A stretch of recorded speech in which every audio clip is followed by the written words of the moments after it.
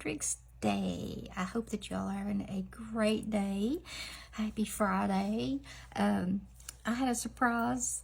I had this set and the yellow set that was given to me. I brought it out of the package so you can see it. By my local stylist who did this not last month. She did it one other month with Celtic Tale. So I thought, what a wonderful time to use this. Because, you know, we always hear about the fields of green over in Ireland. So, and Cindy, who's been there, says that it is that green. She's like, it is that green. And it's on my bucket list to go, whether I ever get to or not. I really want to, though. So, that's what I've got. It's got this little flower type things to go over the ombre on this hand. I'm trying to decide which hand I wanted to do which way. I don't know, but I'm just going to start. So, see, yesterday I told you all, I told you all about St. Patrick himself, and what the holiday really means, and about him, and how that, you know, he is the patron saint of Ireland. So, today I'll bore you with my family. I said I was going to do that today. I know some of y'all have heard most of it, but indulge me, I guess. So, my maternal grandfather's family was from Ireland. My grandmother's family was from Scotland. But we have most of the history back way far on my grandfather. He was a McQuillan. It was spelled several different ways, from I-A-N to A-N to finally E-N. And so my family, my grandfather's ancestors were from the upper part of Ireland. They, actually if you look at it on the map, it's in the UK. Like it's up at the, it's called the Isle of Man. I think they have racing up there. I think my husband told me they have like, I don't know if it's bike racing or, I'm not sure. But anyway, some sort of racing up there. So they were in that part of Ireland and at the time. And they owned, for around 50 years, they owned the Dunluce Castle, which is, you can look it up. It's D-U-N-L-U-C-E. If I can think of it, I'll try to add a photo on here if I remember. You know how I am. I'm not too good at remembering things. I always look at these and think there's a wrong way, but there's not, I don't think. I've looked at it and looked at it. So they owned the castle, which at the time was really something because it had indoor plumbing, y'all. And we're talking in the, you know, Lord, like 1500s, I guess, at that time. And it sits right on a rocky cliff at the ocean. Part of it has fallen into the ocean. It's just beautiful. It's in ruin, you know, but still beautiful. And they actually shoot some of the Game of Thrones from that castle site, and it's become a bit of a touristy area, I've heard. It is, if you watch Game of Thrones, which I've never watched it, which is surprising. I'm not surprised myself, because as much as I love like Harry Potter and all the Doctor Who and everything like that, I love pretty much any kind of BBC or anything like that stuff. Anyway, I have not watched Game of Thrones at all. But anyway, the House of Greyjoy is filmed there at Dunluce. So I think it's become kind of touristy, or so. That's what I've read. But yeah, at Thanksgiving, my aunt, who is my mom's sister, she's now 84, got out the family Bible and was telling us about that. So my grandfather's people, many years ago, I think it was in 1653, they came over here to the United States, and we thought all along that they had made them drop the MC from their name. My grandmother's family were McClellans, and they did not. They did not make them drop the the MC, but my grandfather's family had already dropped it over to avoid persecution over in Ireland. So they had dropped it already. So they came to the United States, and I'll have to put some heat on that. Let's get a wrinkle in it. They came to the United States not through Ellis Island, but via Richmond, Virginia. So they came there, like I said, 1653, I believe, and they settled in Massachusetts, the first, the man and wife, and then they had children, and the children moved further into North Carolina, and from there, the family just continued to spread on over this way, which I'm in Tennessee, and they settled eventually in Southwest Virginia, which is where my mother was born, and then moved to Tennessee, because we border it so closely. So we are in the northeast tip of Tennessee. So they started out in Massachusetts. I love that. My gosh, I could just have a manicure of these right here and be happy. That is gorgeous. Anyway, yeah, they ended up settling in Southwest Virginia. And so, yeah, it's pretty cool to look up the pictures of the castle and stuff, and know that my lineage goes back there a long, long time ago, but still, yeah, it goes back there. But they fought for the castle. It belongs to the McDonnell clan now, not like our McDonald's, but Donnell. And the way that I read it was like the Quillens had been fighting for this castle and all this for many years, and the oldest of the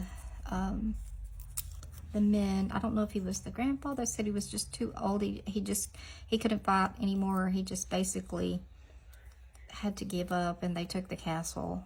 And I'm not really sure where the family went from there. I'd have to ask my aunt, but they did live in the castle for around 50 years, I think, until it was taken.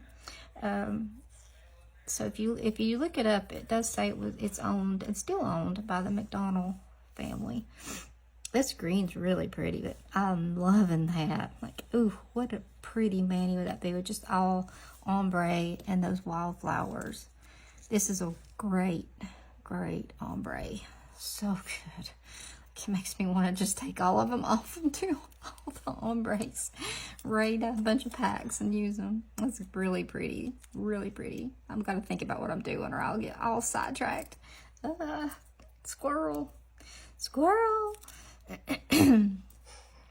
So yesterday I got the sub box. I thought it was good. There was the little doodad thing. I'm sorry, I'm Southern. The little doodad thing I wasn't too impressed with.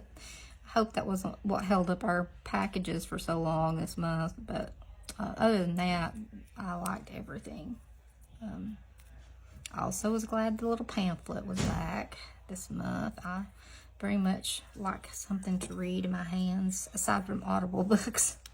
But for something like that, yeah. Last month, it was based on virtual reality kind of stuff, and there was no pamphlet, and I was about to have a little mini meltdown. I was like, they better be back next month. And they're like, no, it was just because it was all virtual. They didn't give you one. So everybody that opened them that I looked for was looking for that pamphlet.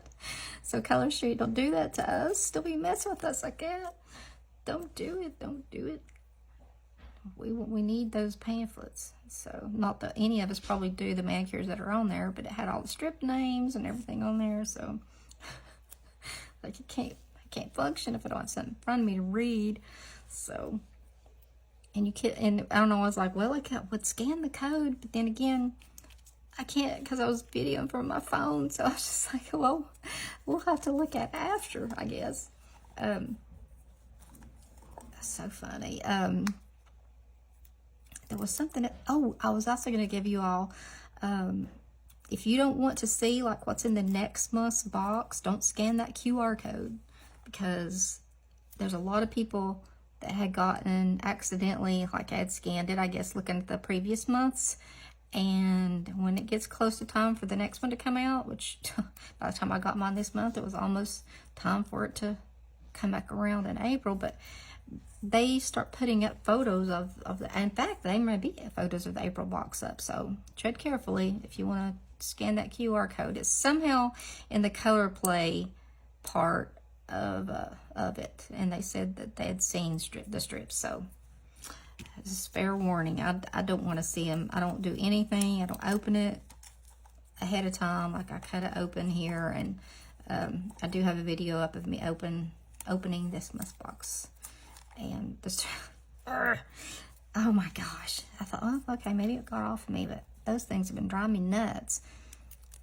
I thought they did really good. I opened that first one, I was like, oh, I mean, maybe I shouldn't say anything.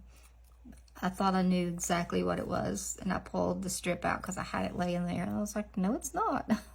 I thought it was, but it's not. So they did really, I thought the strips were really pretty this month, a couple of them in particular. So I can't wait to try these out and start seeing some of the manis come out of it. And so I don't want to say anything too much because I don't want to run it. Oh my gosh, y'all, get off of me, you stupid thing. Oh my gosh, static is real. Oh my gosh, oh my gosh, like, guys, this is so good. Can I do a mani like this? Oh wow. See, here's another one. This is going to be beautiful too. It's going to have the flowers on it. Really good. Really good. So, I have been watching a guy that is, my goodness, he's from Scotland. His YouTube page is Sean the Sheepman. That's not Shepherd, it's Sean the Sheepman. And he is so good. Like, I love watching him. And we had a border collie for several years that worked for us on our farm, and I mean, I just love border collies, but I feel like for me, there'll only ever be one. I could never own another one. One right now, my health is not good enough, as they take an extreme amount of energy. Whew, they are high maintenance dogs. A lot of people get them and don't realize that. They got to have a job. If you don't give them one, they will create one on their own. And most of the time, it's not something that you want them to be doing, trust me, because I know. But our dog, I live vicariously through that guy and watching his three. He's got three, and they're Storm and Kate and Echo, or as he says it, Echo. Echo. I can't say it like he says it, but if you like border collies or just watching dogs, and to watch those dogs work those sheep is just unbelievable.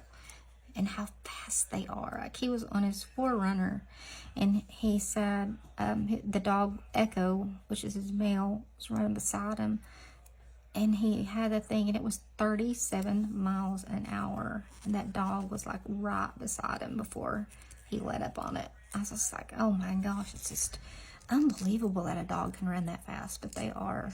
Like, mine, she would come running to me and like not be able to stop. She had knocked me down at least 3 or 4 times on accident, because she'd be just tearing, when I'd holler for her, and then she would be like, oh God, Mom, the brakes aren't working, and then she'd just wipe my legs out from under me in like half a second. I'd be on the ground thinking, what happened? She hit me, that's what happened. So, but I loved her so much. She's a good dog. She was our kids' family dog too. We went to pick out a puppy, and the cows had got out one too many times, and I was like, dang it, I'm getting me a border collie, because trying to get cows back in by yourself is not fun at all, and near impossible. So I had told my husband, I want a border collie. And so I had done a bunch of research on, and I encourage anybody that's thinking about one to do a bunch of research, because they are a tremendous lot of work. But anyway, we went to pick out a puppy, and I had it in my mind, oh my gosh, he's so gorgeous, that I was going to get a male. I already had my mindset that I was going to get a male, even though I kind of knew that the female dogs usually do better, and they do. Anyway, I was going to get a male. I don't want to make this too long. And it's just 15 minutes. And we get there, and all these little puppies come running up to the truck. And I told Chris, it's like, how am I going to ever pick a puppy out of these? They're all too cute. And we get out, and there was like 2 or 3 males, and I was looking at those, and I sat down in the ground on the gravel driveway, and this female came over to me, and I petted her, and you know, she went off, and then in just a minute she came back, and she crawled into my lap because I was sitting in the driveway, and every time she just kept coming back, and she just kept coming back and coming back and coming back, and so I ended up falling in love with her. She picked me, and so when we went to get her, she was so smart. Like, we had a leash with us and her collar, and all the puppies were there playing, and when she saw us come back, and when she saw us have that collar and leash, she separated herself from the rest of the puppies, and she went and sat down over there near our truck, like, I know why y'all are here. You're here to get me, and I'm going with you. And I mean, she was just so smart. I missed her a lot. But anyway, I love these guys, and I've talked your ear off today. I'm sorry. So anyway, there you go. I love these. Oh my gosh, it's so good. So good. I wish I had a whole handful of those. Like, I really do. That's so good. Look at that. You probably can't see, but I would. If I do it again, I know now I would put those flowers and the ombres together. So anyway, I'll let you guys go. Happy St. Patrick's Day. Wear green. Don't get pinched. Even though the original color for St. Patrick's Day was blue. If I ever ask you trivia, you'll know. You heard it here. You all have a good day. If you've not subbed to my channel, I'd love to have you come and join me, and we'll have a good time. If nothing else, you can listen to me ramble on endlessly. So anyway, you guys have a great St. Patrick's Day. Be safe, and I will talk to you later. Bye.